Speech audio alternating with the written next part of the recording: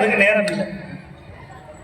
கல்யாணம் முடிஞ்சதுன்னா ஒரு அம்மா சேர் எடுக்குது, ஒரு அம்மா வாடி சாப்பிட போறாங்க, ஒரு ஆடு இன்னொரு கிளப்புது. தாங்கிட்ட குரங்கு வனத்தைங்கிறத கதையே இல்லை. ஒரு அம்மா ஏன் சும்மா வந்துருக்க, வாவா எந்திரி எந்திரி துணைக்கு வா அப்படின்னு. அந்த அம்மா பெற புண்ணியத்தையும் அந்த அம்மா கெடுக்குது. 11 மணிக்கே பசிக்குது உங்களுக்கு. காலம் தான் டிஃபன் சாப்பிட்ருப்பீங்க, 11 மணிக்கு என்ன பசிக்குது? நாங்கெல்லாம் ஒரு 2 வேளை 1 வேளை சாப்பிட்றவங்க சும்மா உட்காந்துருக்கிறோம். எதுக்காக இங்கே மைக்கு போட வந்திருக்கிறோம்? திருக்கல்யாணம் அவங்க அமைதியாக இருக்கணும். பேசுனா மைக்கில் விட்டு பேசு, நானும் கேட்குறேன். நீ என்ன பேசுறேன்? பின்னாடி அமைதியாக இருக்குமா? உப்பு இல்லை, மிளகாய் இல்லை, புளி இல்லை. இப்படி பேசி பேசி தான் நீங்கள் கஷ்டத்துலேயே வாழ்றீங்க. சொந்த வீடு இல்லாமல், வேலை வாய்ப்பு இல்லாமல். சிவனை கும்பிட்டா சோதனை வந்துடும், சிவனை கும்பிடவே கூடாது. இப்போ இதே ஒரு மதுரை வீரன் கருப்பண்ணசாமியாக இருந்ததுன்னா கூட்டம் சேர்ந்து வந்து நிற்கும். ஏன்னா பிரியாணி போடுவாங்க மத்தியானம். நம்ம சாமிக்கு சக்கரை பொங்கல், தயிர் சோறு. என்னங்க சிவனை கும்பிட்டா? இன்னைக்கு நான் அடிக்கடி சொல்லுவேன், ஒரு காலத்தில் திருவண்ணாமலைக்கு ஒரு 15 வருஷத்துக்கு முன்னாடி ஒருத்தவங்க வரமாட்டான் பிரதமர் சொல்லுது. இன்னைக்கு ஆந்திராக்காரன் வந்து குமிகிறான். திருப்பதியை விட அதிகமாக கூட்டம் வருது திருவண்ணாமலைக்கு. உள்ளூர்காரனே அழுகுறான், ஐயோ எங்களால் பைக்கில் போக முடியல சாமி, எங்களால் நாங்களே காலி கொண்டு போகலான்னு இருக்கோம் திருவண்ணாமலையை விட்டு. இப்போ பார்த்தாலும் ஒரே பிளாக் போலீஸ்காரன் வந்து ஒன்வே ஆகிட்டே இருக்கிறான் அப்படின்னு அவங்க குழம்புறாங்க. அண்ணாமலையாரை பார்க்கணுன்னாலே இன்னைக்கு அப்பாயின்மெண்ட் வாங்கிட்டு தான் பார்க்க வேண்டியதாக இருக்குது. அவரே கிளம்பிட்டார், நான் கிளம்புறேன், நான் மலைக்கு போறேன்னு கிளம்பிட்டார். ஆனா நம்முடைய கீழ்பெண்ணாத்தூர்ல இந்த 10 நாளும் எல்லாம் அல்ல மதுரையில் இருக்கிற மீனாட்சி அம்மை சொக்கநாதருடைய ஆலயம் இந்த மாதிரி ஒரு ஆலயம் வேற எங்கேயுமே கிடையாது. 2000 ஆண்டுகள் பழமை வாய்ந்த சிவாலயம், வீரட்டேஸ்வரருடைய ஆலயமாக விளங்கிய இந்த ஆலயம், இந்த திருக்கோவில் இத்தனை வருஷம் கழிச்சு இப்பதான் பிரம்மோற்சவம் என்று சொல்லக்கூடிய 10 நாள் விழாவை நம்முடைய செந்தமிழ் ஆகம வித்தகர் நம்முடைய ஸ்ரீ பாஸ்கரேந்திர சுவாமிகள் அவர்கள் தலைமையேற்று இந்த விழாவை 10 நாட்கள் மிக சிறப்பாக நடத்துறாங்க. இப்ப அவர் விழா நடத்தணும்னா அதற்கு ஒருவரையா ஒருத்தர் இருக்கணும். அவர்தான் நடராஜன் என்ற நம்முடைய இந்த கோயிலுடைய அரங்காவலர் நம்முடைய ரெட்டியார் அவர்கள் மிக அற்புதமாக ஒரு தாயுள்ளம் கொண்டு ஒரு கோயில் எப்படி இருக்கணும்ன்றத, அதனால அவங்க அம்மா அப்பா வச்ச பேர் பாருங்க, அன்னைக்கு வச்ச பேரு நடராஜன் பேர் வச்சாங்க. இன்னைக்கு அவருடைய காலத்துல இந்த கோயில் ஜெகஜோதியா விளங்குது. இன்னைக்கு கீழ் பெண்ணாத்தூருக்கே அவருடைய பெரிய மணிமகனமா திகழ்கிறார். இந்த கோயில்ல விளக்கு எரிய எரிய இந்த கீழ் பெண்ணாத்தூர்ல நல்ல மழை வளம் பொழியும், விவசாயம் தழைக்கும், செய்தொழில் வியாபாரம் பெருகும், நோய் நொடி இல்லாம பஞ்சம் பசி பட்டினி இல்லாமல் எல்லாரும் வாழ்வாங்க. ஒரு கோயில் காப்பாற்றப்பட்டாக குடும்பம் வாழும். சாமியே சாப்பாடு இல்லைன்னு சொன்னா நமக்கு பஞ்சம் தான் வரும். அப்படி அந்த பஞ்சத்தை இல்லாமல் காப்பாற்றிய பெருமை, ஆண்டவன் கோயிலை எடுத்து கட்டிய பெருமை நம்முடைய அரங்காவலர் நடராஜன் ஐயாவையே சாரும். அவரை சார்ந்திருக்கிற ஏனைய பெரியவர்கள், ஊர் தாய்மார்கள், குழந்தைகள் அத்தனை பேருக்கும் என்னுடைய திருக்கைலாய பரம்பரை, முருகப்பெருமானால் தோற்றுவிக்கப்பட்ட கந்த பரம்பரை, சூரியனார் கோவில் ஆதீனத்தினுடைய அருளார்ந்த ஆசி, நம்முடைய மூத்த சுவாமிகள், எங்கள் ஆதீனத்தை வழிநடத்தக்கூடிய மிகப்பெரியவர், கைலாயம் சென்றவர், இந்தியா முழுக்க பல யாத்திரைகளை செய்து இன்னைக்கு விழுப்புரம் பாண்டிச்சேரிக்கு அருகாமல் இருக்கிற திருமங்கலம் என்கிற மிக சிறப்பு வாய்ந்த சிவகாமி அம்பிகை உடனாகிய சிதம்பரேஸ்வர பெருமானுடைய ஆலயத்தை பரிபாலனம் செய்து வருகிற நம்முடைய குருநாதர் கணேச தேசிக சுவாமிகள் அவர்கள் இங்கே வந்து எழுந்தருளி எங்களுக்கெல்லாம் ஒரு வழிகாட்டியாக, இந்த கோயிலுக்கு ஒரு வழிகாட்டியாக, உறுதுணையாக இருக்கிறார்கள் என்று சொன்னால் அவர்களுடைய பாதம் பட்டால் நமக்கெல்லாம் பெரிய புண்ணியம். திருநாவுக்கரசர் போல நமக்கெல்லாம் காட்சியை வழங்கி கொண்டிருக்கிறார்கள் நம்முடைய சுவாமிகள். இதை விட பெரிய பிரம்மாண்டமான கோயில், அந்த கோயிலை நிர்வாகம் பண்றாங்க. நம்முடைய திருமங்கலம், விழுப்புரம் பாண்டிச்சேரிக்கு அருகாமல் இருக்கிற விழுப்புரத்தை நிர்வாகம் செய்கிறார்கள் அந்த ஆலயத்தை.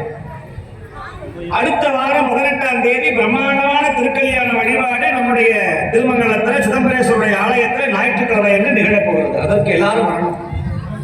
அதுபோல நம்முடைய ஆலயத்துடைய மிக சிறப்பு வாய்ந்த நம்முடைய சுவாமிகள், மற்றொரு சுவாமிகள் கடலூர் பாதிரிப்புலியூர் என்கிற பாடலீஸ்வரர் சுவாமியினுடைய தேவஸ்தானத்தில் இருந்து வேத ருத்ர பாராயணங்களை தமிழ்நாடு முழுக்க கொண்டு செலுத்திய பெருமை நம்முடைய சிவபிரகாச தேசிக சுவாமிகளுக்கு உண்டு. அவரை பார்த்தா பாமன் சுவாமிகளை பார்க்கிற மாதிரியே இருக்கும். அப்பேற்பட்ட எளிமையானவர், வேதங்களை எல்லாம் கரைத்து படித்தவர், கிட்டத்தட்ட 80 ஆண்டுகளை நெருங்கக்கூடிய ஒரு வயதை உடையவர்கள். அவர்களை போன்ற மகான்கள் நம்முடைய ஆலயத்தில் வந்து மகான்கள் ஞானிகள் தரிசனம், குரு தரிசனம் கோடி புண்ணியம். ஒரு ஜாதகத்துல எத்தனை கிரகங்கள் பாவம் பண்ணாலும் குரு எந்த கிரகத்தை பார்க்கிறாரோ அவன் புண்ணியவான் அப்படின்னு சொல்லுது. அந்த மாதிரி உங்க ஜாதகத்துல எத்தனை தோஷம் இருந்தாலும் பிரச்சனை இருந்தாலும் குருவனுடைய பார்வை பட்டாலே போதும். அதான் குருவே சர்வலோகானாம் விஜயசே பவரோகினாம் இதையே சர்வ வித்யானாம் தட்சிணாமூர்த்தியே நமன்னு சொல்லுது. குருநாதருடைய பார்வை பட்டா சகல தோஷமும் நீங்கும். ஐம்புலல் வேடங்கள் அயர்ந்தனை உயர்ந்தன தன்முதல் குருவுமாய் தவத்தினை உணர்த்த விட்டு அந்நியம் இன்மையும் அரண் கடல் செல்லுமேன்னு சொல்லுது நம்முடைய சைவ சித்தாந்தம். குருநாதருடைய திருவடிகளை அருளை என்று சொன்னால் இறைவனை பெற முடியாது. அதனாலதான் எல்லாருக்கும் குருவாக விளங்கக்கூடிய தெய்வம் நம்முடைய சிவபெருமான், எல்லாம் வல்ல மீனாட்சி சுந்தரேஸ்வர பெருமான். இன்னைக்கு மதுரையில ஆயிரக்கணக்கான லட்சக்கணக்கான அன்பர்கள் மதுரை சொக்கநாத பெருமானுடைய திருக்கல்யாணத்தை மதுரையில் தொடரக்கூடிய வாய்ப்பு கிடைச்சது. ஆனா நமக்கு கீழ்பெண்ணாத்தூர்ல நம்முடைய மீனாட்சி சுந்தரேஸ்வருடைய ஆலயத்துல இவ்வளவு பெரிய பாக்கியத்தை நமக்கு இந்த கோயிலுடைய அலங்காவலரும் நம்முடைய பாஸ்கரன் சிவாச்சாரியாரும் இந்த ஊர் பொதுமக்களும் ஏனைய பெரியவர்களும் உங்களை போன்ற நல்ல உள்ளம் படைத்தவர்களும் இதற்கு நிறைய நிதிகளை வாரி வாரி வழங்கி தான் பெற்ற இன்பத்தை எல்லோரும் பெற வேண்டும் என்கிற நல்ல எண்ணத்தை கொண்டிருக்கிறார்கள் என்று சொன்னா நீங்கள் ஆள்போல் தலைத்து அருகுபோல் வேறு ஒன்றி மூங்கில் போல் சுத்தம் முசியாக இருப்பீர்கள். அதைத்தான் நம்முடைய சுவாமிகள் சொன்னார். உலகத்துக்கே பணியிழக்கிறவன் சோமசுந்தர பெருமான், மீனாட்சி சுந்தரேஸ்வரர். ஆனா அவனுக்கு நீங்க சேவை செய்யறது எப்படின்னா அவன் கொடுத்த அந்த செல்வத்தை அவனுக்கே காணிக்கையாக்குறது. இப்போ உண்டியில போய் காசு போடுறான், சில பேர் மொட்டை அடிக்கிறான், திருப்பதி போய் பழனிக்கு போய் அண்ணாமலைக்கு மொட்டை அடிக்கிறான். நம்ம முடிய வச்சு சாமிக்கு ஏதாவது ஆக போதா? நிறைய பேர் கிண்டல் பண்ணுவான், என்னையா சாமிக்கு போய் முடிய கொடுக்குறைய, விரல கொடுத்தா ஆகாதா? இந்த மாதிரி எல்லாம் இந்த கடவுள் இல்லைன்னு சொல்றவன் நம்முடைய சமயத்தை இழிவுபடுத்தணும்னே பல கங்கணம் கட்டி கொண்டு ஒவ்வொன்றுக்கும் தாற்பயம். இப்போ நம்ம முடிக்கு எப்படி செலவு பண்றோம்? உலகத்திலேயே ரொம்ப அதிகமா செலவு செய்யற விஷயம் தெரியுமா? முடிக்குதான். இந்த மசருக்கு தான் அவ்வளவு செலவு பண்றோம். எல்லாம் கையடிக்கிறோம், சில பேர் அப்படி அடிக்கிறான், பீச்சிங் பண்ணிக்கிறான், என்னமோ பண்ணிக்கிறான். ஒரு முடி வந்துருச்சுன்னா உயிரே போன மாதிரி நெஞ்சு அடிச்சுக்கிறான், ஐயோ முடி கொட்டுதே முடி கொட்டுது. ஆனா உங்க சாப்பிட்ற சாப்பாட்டுல ஒரு முடி வந்துருச்சுன்னா நம்ம முடிதானே எடுத்து சாப்பிடுறீங்களா யாராவது? சிச்சி அப்படின்னு தூக்கி போட்டோம். தலையில் இழிந்தனைய மகிரனையர்னு சொல்லுகிறார் வள்ளுவர். எந்த பொருளை ரொம்ப உயர்வா பாக்குறீங்களோ அந்த பொருள் கீழே விழுந்த உடனே சிச்சி அப்படின்னு நம்ம சாப்பாட்டிலே தூக்கி ஓரமா வச்சுட்டு, என்னைய சாப்பாட்டுல ஒரே முடியாது, உங்க சம்சாரம் முடி இருந்ததுன்னா ஆகா கரும்பூந்தல் அழகி, என்னுடைய அன்பான மனைவியினுடைய முடி இருக்கு, எடுத்து நல்லா 2 வாயை சாப்பிடணும்னா தொண்டை மாட்டிக்கும், அப்புறம் வாழைப்பழத்தை தான் முழுங்கணும். எதுக்கு சொல்ல வர்றேன்னா, எதை நீ உயர்வாக எண்ணுகிறாயோ அது கீழே விழுந்துருச்சுன்னா அது அசிங்கமா போயிடும். அதைத்தான் சொல்லுகிறார், பரமசிவன் கழுத்தில் இருந்த பாம்பு கேட்டது கருடா சௌக்கியமா. அவன் சொன்னான், யாரும் இருக்கும் இடத்தில் இருந்து கொண்டா எல்லாம் சௌக்கியம் தான். உன் நண்பனை சொல், உன்னை பற்றி சொல்லுகிறேன்னு. இப்போ ஒரு அரசியல் மீட்டிங்லையோ சினிமா மீட்டிங்லயோ போக நமக்கு பெருமை கிடைக்குமா? இப்படி மாலை போடுவாங்களா? போட மாட்டாங்க. ஆனா ஆண்டவன் பக்கத்துல வந்தாதான் சிவனடியார் என்கிற பதவியும் அடியாருக்கு அடியார் என்கிற உத்தம பதவியும். உங்களை பார்த்து 4 பேர் பரவாயில்ல, உங்களால நாங்கள் வயிறார சாப்பிட்டோம். இந்த கீழ்பெண்ணாத்தூர்ல இன்னைக்கு 2000 பேர் சாப்பிட போறாங்களே, அதற்கு இந்த திருக்கல்யாணம் மட்டும் நிகழவில்லை என்று சொன்னால், ஒரு ஆலயம் இல்லை என்று சொன்னா, உலகத்திலேயே பெரிய தானம் எதுன்னு சொன்னா அன்னதானம். அந்த அன்னதானத்தை திருக்கல்யாணத்துல வந்தவர்கள் வயிறார சாப்பிட்டா இதற்கு அரிசி கொடுத்தவங்க, காய்கறி கொடுத்தவங்க, பருப்பு கொடுத்தவங்களுடைய 21 தலைமுறையும் அவர்கள் ஓங்கி வாழ்வார்கள். அதுவே ஒரு பெரிய பெரிய ஆளுக்கு கொண்டு போய் நீங்க ₹1,00,000 கொடுங்க, ஒரு எம்எல்ஏவுக்கு ஒரு அமைச்சருக்கு கொண்டு போய் ஒரு வைர மோதிரத்தை பரிசா கொடுங்க, என்கிட்ட இல்லாத மோதிரமா கொடுத்து விட்டா, அதுவே ஒரு சாதாரண ஏழைக்கு ஒரு இலசிற டப்பாவை கொண்டு வந்து கொடுங்க, கண்ணில் ஒத்தி வச்சிருவான், ஐயோ எங்க முதலாளி எங்க சொந்தக்காரர் டப்பாவை கொடுத்துருக்கிறார் அப்படிமா. எதுக்கு சொல்ல வர்றேன், பகலில் எரிகிற விளக்கு வீண், பகலில் எரிகிற விளக்கு வீண், கடலில் பெய்கிற மழை வீண். மூடனுக்கு சொல்லுகிற உபதேசம் வீண், மூடனுக்கு சொல்லுகிற உபதேசம் வீண், பணக்காரனுக்கு செய்கிற உபகாரம் வீண். அதனால பொண்ணை வைக்கிற இடத்துல பூவை வையினா. எந்த பூவை வைக்கிறது? கொன்றை மலரை வையினா. இந்த கொன்றை மலர் தங்கத்துக்கு நிகரான பூ, அதாவது சொர்ணம்னு பேர் அதுக்கு கேரளாவில், சொர்ண புஷ்பம்னு பேர். யோபாம் புஷ்பம் வேதா புஷ்பவான் பிரஜாவான் பசுமான் பவதி ஏவம் வேதா யோபாம் ஆயதனம் வேதா ஆயதனவான் பவதின்னு இந்த கொன்றை மலர் பொன்னார் மேனியனே புலித்தோலை அரைக்கசைத்து மின்னார் செஞ்சடை மேல் மிழுக்கொன்றை அணிந்தவனே. சித்திரை மாதம் பூக்குகிற அந்த மலரை பார்த்தா ஓம்னு இருக்கும். நம்முடைய காதோட வடிவம் ஓம். அதனால பெண்கள்லாம் தோடு போடுறோம். இந்த ஓம்ங்கிற பிரணவத்தை சொல்லுகிற இடம் இந்த காது. அதனால அந்த கொன்றை மலரை பொண்ணுக்கு பதிலாக தங்கத்திற்கு நிகராக அந்த பொண்ணை கொண்டு வந்து சேர்க்கணும். கைலாயத்துல எல்லாம் வல்ல சிவபெருமான் அன்னை பார்வதியை மலையத்துவசன் மகளாக நீ மதுரையில போய் மலையத்துவசன் மகளாக நீ பிறப்பாய் என்று சொல்லுகிறார். உடனே அம்பாள் சொல்லுகிறார்கள், சுவாமி நான் மலையத்துவசன் மகளாக பிறந்தால் என்னை யார் ஆட்கொள்ளுவது என்று கேட்டார். நானே வந்து உன்னை ஆட்கொள்ளுவேன் என்று சொன்னார். இப்போ அந்த குழந்தை வளர்ந்தது. மீனாட்சி எப்படி வளர்ந்தது? ஆம்பளை மாதிரி வளர்ந்துச்சான். சில பேர் ஆம்பளை பொம்பளை மாதிரி இருப்பான், பொம்பளை ஆம்பளை மாதிரி இருப்பான். சில வீட்டில் பார்த்தீங்கன்னா பெண்கள் செய்கிற வேலையை ஆம்பளை செய்வான், ஆம்பளை செய்கிற வேலையை பொம்பளை செய்யும். அது வெளியே தெரியாது. சில பேர் சொன்னாலும் பயப்படுவாங்க. சாமி இப்படி சொல்றாரு, நாங்கள் ஒத்துக்கிட்டோம்னா வீட்டில் போனால் என்ன பண்ணுறது? ஆனால் அம்மா எப்படி இருந்தாங்களா? ஆம்பளை மாதிரியே இருந்தாங்களாம். இப்படி ஆரவள்ளி மாதிரி இருந்தாங்களாம். எல்லாருக்கும் எல்லா பெண்களுக்கும் 2 தனங்கள் உண்டு. மீனாட்சிக்கு மட்டும் 3 தனங்கள் இருந்தது. 3 தனங்கள் இருந்துதான் மீனாட்சிக்கு. அப்போ குழந்தையா பிறக்கும் போது அவங்க அப்பா கேட்டாரு, எல்லா பெண்களுக்கும் 2 தனங்கள் உண்டு, என்னுடைய பிள்ளைக்கு மட்டும் நடுவில் ஒரு தனம் இருக்கிறது, இது எப்பொழுது மறையும்னு கேட்டான். அவளுக்கு எப்ப அச்சம் மடம் நாணம் பயிர்ப்பு எப்பொழுது வருகிறதோ, எந்த ஆண்மகனை பார்த்தால் அவருடைய தலை கீழே குனிகிறதோ நெக்கம் வருகிறதோ அப்பொழுது அவருடைய 3வது தனம் மார்பு மறையும் என்று சொன்னார். உடனே அம்மா என்ன பண்றாங்க? எல்லா ஊருக்கும் போறாங்க, எல்லா நாட்டுக்கும் போய் எல்லா ராஜாவையும் போர் செய்து ஒரு பெண் அவனுடைய காலை வந்து விளைவித்தால் அன்னை பராசக்தி மீனாட்சி அங்கையர்கண்ணி. இந்திரலோகம் சென்றார்கள், பிரம்மலோகம் போனாங்க, எல்லாத்தையும் அடிமைப்பட்டாங்க.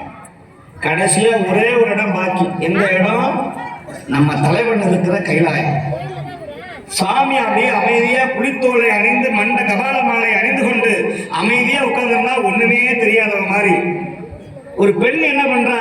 சுவாமி பெண்களை அடக்கிறதே அவருக்கு வேலையா போச்சு. திருவாலங்காட்டில் காளியை அடக்கினார், இப்ப மீனாட்சியை அடக்க போறார். அன்னை மீனாட்சி என்ன பண்ணலாம்? ஏ சிவனே, என் கூட சண்டைக்கு வா. யாரு? போன ஜென்மத்துல கணவனாக இருந்தவர். சுவாமி சிரிக்கிறார், என்கிட்டயே வா, இந்த வேலை வரத்தை கொடுத்தவன் தலைமையிலேயே கையை வைக்கிறியே அப்படின்னு அம்மை போட போகிறார். சுவாமி பார்த்தாராம், என்னை பார், நன்றாக பார் என்று சொல்லி சுவாமியும் அம்பு விட்டாரா. சண்டை வந்தது. பிறகு பெருமாள் தன்னுடைய அழகான ஜடாமுடியை தரித்துக் கொண்டு அன்னை மீனாட்சியை பார்த்தாராம். பார்த்த மாத்திரத்தில் அன்னை பராசக்தியாகிய அங்கேயத்தினுடைய 3வது தனம் மறைந்தது. அவளுக்கு அச்சம் ஏற்பட்டது, தான் ஒரு பெண் என்கிற எண்ணம் ஏற்பட்டது, நளினம் ஏற்பட்டது, மதனம் ஏற்பட்டது, அழகு ஏற்பட்டது, உடம்பெல்லாம் செவந்து போனது, வெட்கம் வந்தது, காதல் வளர்ந்தது. சுவாமியை பார்த்த மாத்திரத்தில் அன்னை உமையவள் அங்கையர்கண்ணி மீனாட்சி மயங்கினாள், சொக்கினாள். அதனால அவளுக்கு சொக்கன்னு பேர் வந்தது, இவள் சொக்கி என்று பேர் வந்தது. இந்த 2 பேருக்கு திருமணம் பண்ணி வைக்கணும்னு மதுரையில மலையத்துவசன் பெருமான் கல்யாணம் பண்றார்.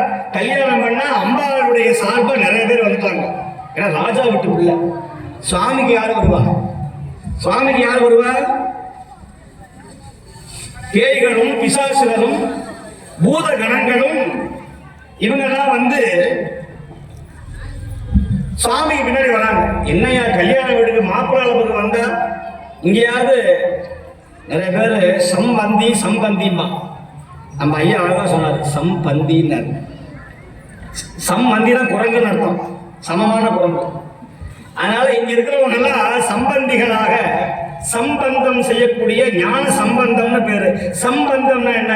சம்பத்துனா செல்வம், செல்வத்தோடு கூடிய பந்தம்னு பேரு. அதனால நீங்க எல்லாம் சிவனோடு சொந்தக்காரன் ஆயிட்டீங்க. அதனால இந்த திருக்கல்யாணத்துக்கு யாரெல்லாம் பணம் கொடுத்தீங்களோ, யாரெல்லாம் உதவி செஞ்சீங்களோ, கேட்ட மாத்திரத்தில் இல்லைன்னு சொல்லக்கூடாது.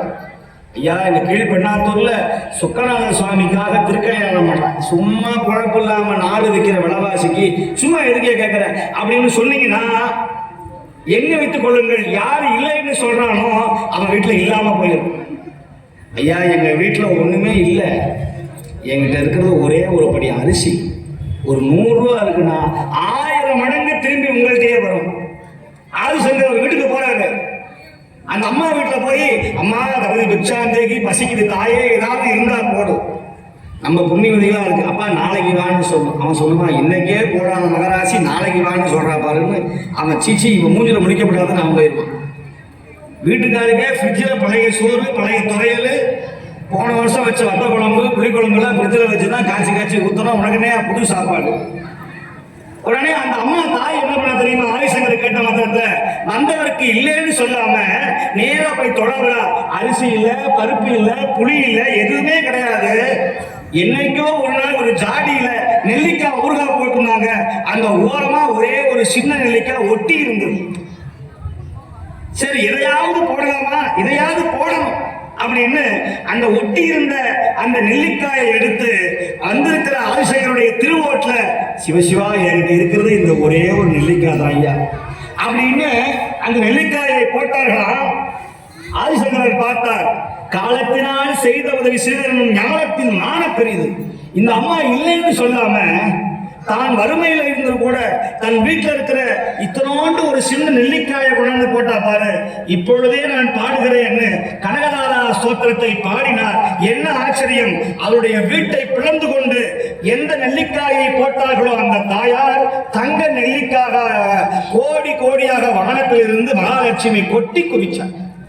இது நடந்த வரலாறு. ஏன் சொல்றேன் அப்படின்னா, நீங்க சிவனுக்காக செய்கிற எல்லா ஒத்த ரூபாயும் 1000 மடங்காக உங்களுக்கே வந்து சேரும்.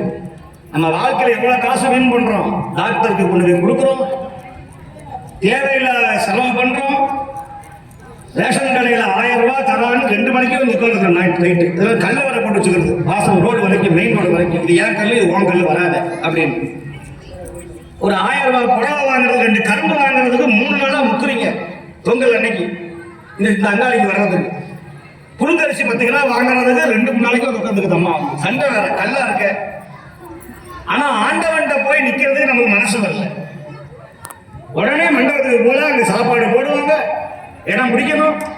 அதுல வேற சாப்பிட நிற்பான். இப்பதான் சாப்பாடு சாப்பிட்றாரு, இப்பதான் வடைய சாப்பிட்றாரு. அவருக்கு சாப்பிட்டு இருப்பாரு, பின்னாடி நிற்பான். சீக்கிரம் சாப்பிட சொல்லுங்க.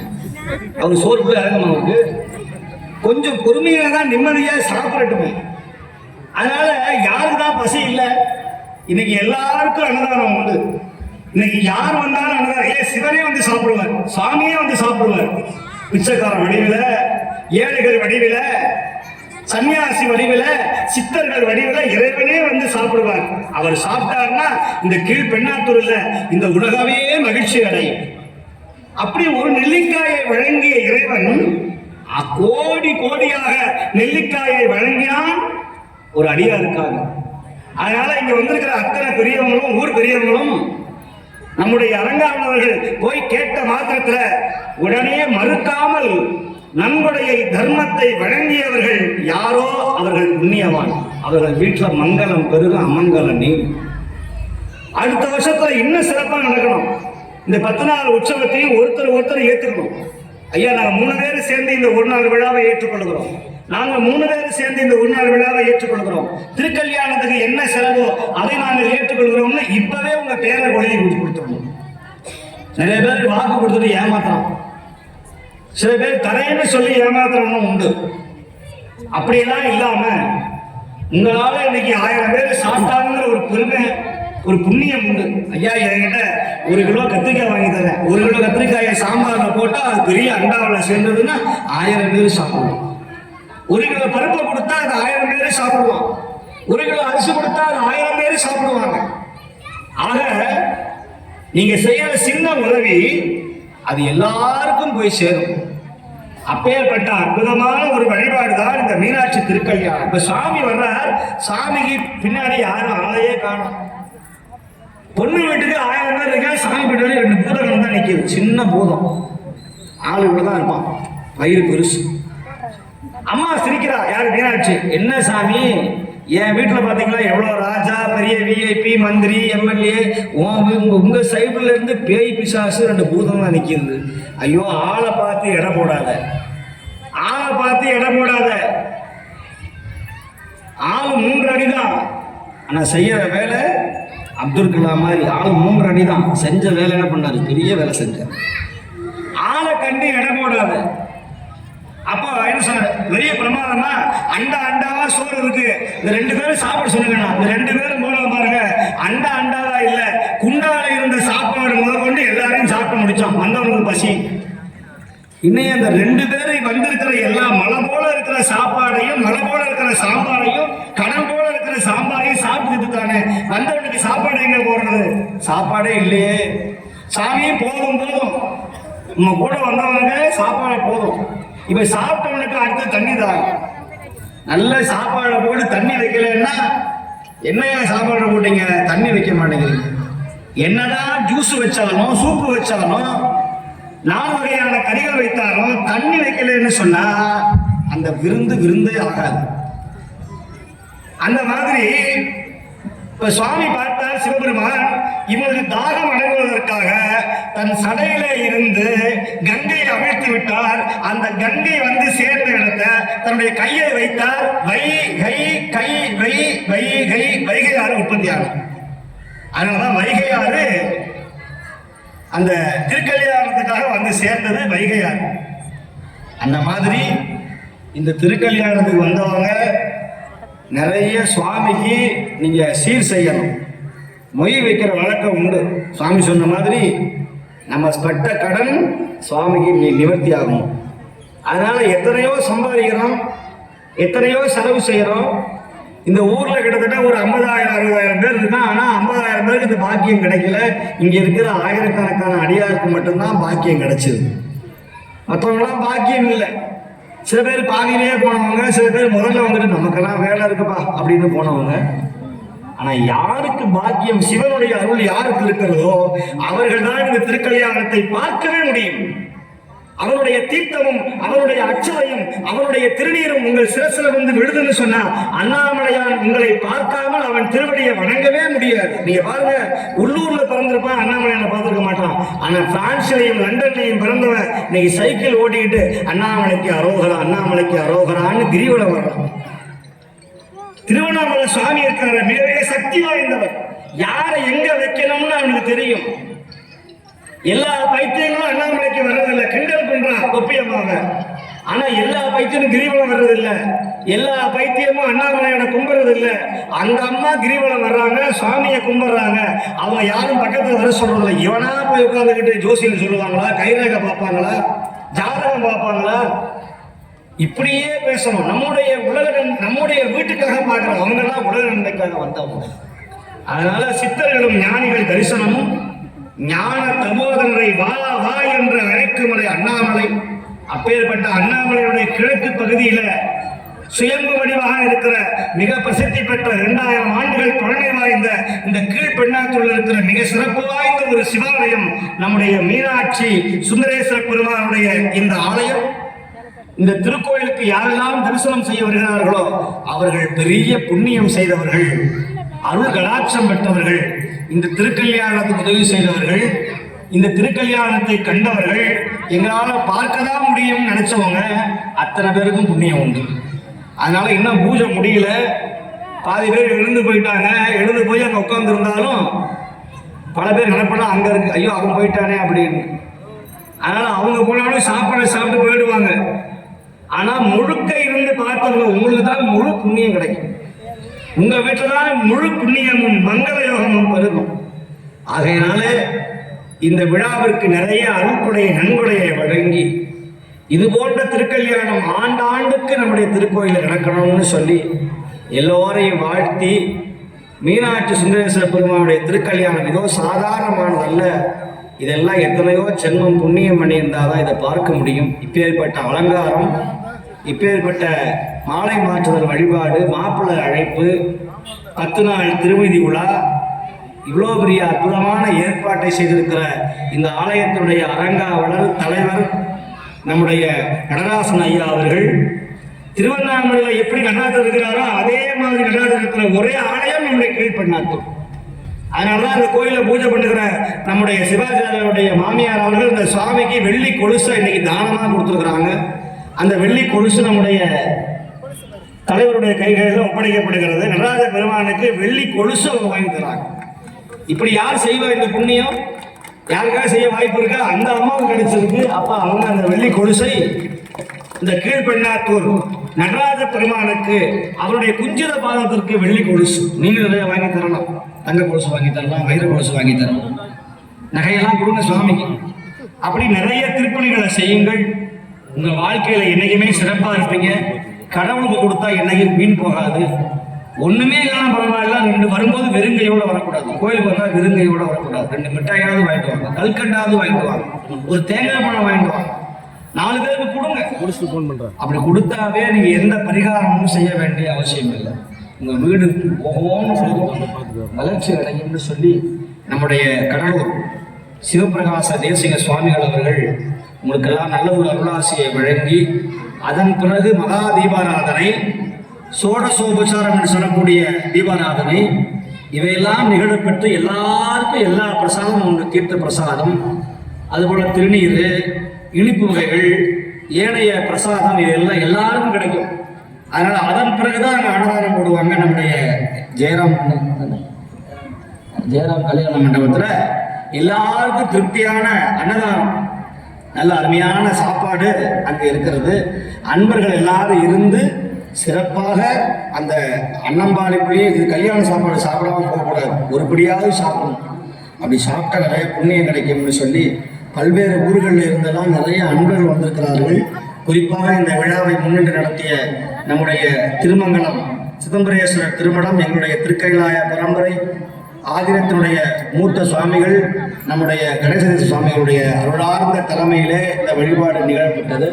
அதுபோல இந்த பகுதியில் சண்டி ஹோமத்தை தமிழிலே செய்யக்கூடிய பெருமை பெற்றவரும், ஈபியில மிகப்பெரிய நல்ல ஒரு பதவியில இருக்கக்கூடியவரும், தமிழ் செந்தமிழ் ஆகமத்தை மிக தெல்லியமாக படித்தவரும், எளிமையான வழிபாட்டை செய்தவரும், இந்த கோயிலை இவ்வளவு சிறப்பாக கொண்டு வருவதற்கு ஆணிவேராக கிட்டத்தட்ட ஒரு 20 ஆண்டுகள் இந்த கோயிலுக்காக உழைத்தவரும் நம்முடைய சிவாகம செல்வர் நம்முடைய பாஸ்கர சுவாமிகள் அவர்களுடைய தலைமையில தான் இந்த திருக்கல்யாணமானது மிக சிறப்பாக நிகழ்ந்தது என்று சொல்லி, அன்பர்கள் எல்லோரும் தொடர்ந்து கோயிலுக்கு வாங்க, பிரதோஷம் அன்னைக்கு வாங்க, அமாவாசை பௌர்ணமி அன்னைக்கு சிவபெருமான வழிபடுங்க. இங்க இருக்கிற சாமி பேர் வீரட்டேஸ்வரன் சாமி இருக்கார். சத்துருக்களை நாசம் செய்வார், எதிரிகளை தோஷம் செய்வார். கண் திருஷ்டி, போட்டி, பொறாமை, பிள்ளி, சூனியம் இவையெல்லாம் அண்டாது எல்லோரும் சுவாமியை வழிபாடு செய்யுங்க. சுவாமிக்கு நிறைய திரவியங்கள், நிறைய பொருட்களை வாங்கி கொடுங்கள்னு சொல்லி, எல்லாம் வல்ல அண்ணாமலையாருடைய அருளும், எல்லாம் வல்ல ஞானசம்பந்த பெருமானுடைய குருவருளும் நிச்சயமாக எல்லோருக்கும் கிடைக்கும் என்று சொல்லி, இப்பொழுது நம்முடைய சுவாமிகள் அவர்கள் அருளாசி வழங்குவார்கள். அண்ணாமலையாருக்கு அருள்.